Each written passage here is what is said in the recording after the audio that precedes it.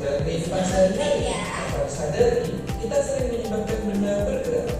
Misalnya, saat kita melempar bola, menarik mainan dengan tali, bermain PlayStation, atau membuka dan menutup pintu.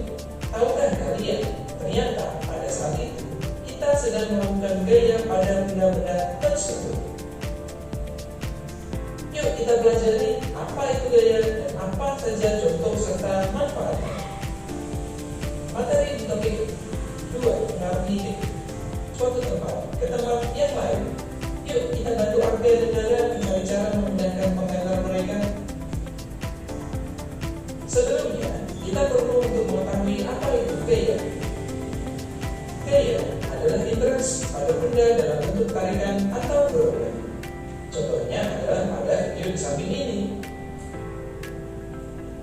Jenis gaya setidaknya ada 5, yakni gaya otot, gaya gesek, gaya magnet, gaya tegas.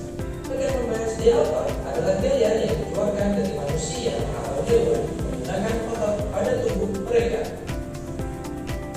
Sekarang kita kembali ke permasalahan Arga dan Dara. Untuk memindahkan kontainer tersebut, mereka memilih dengan bentuk pertama. Memberat kekuatan otot mereka dapat membuat kontainer yang semula diam itu menjadi bergerak. Diam menjadi bergerak. Selain itu, ternyata ada 4 sifat atau pengaruh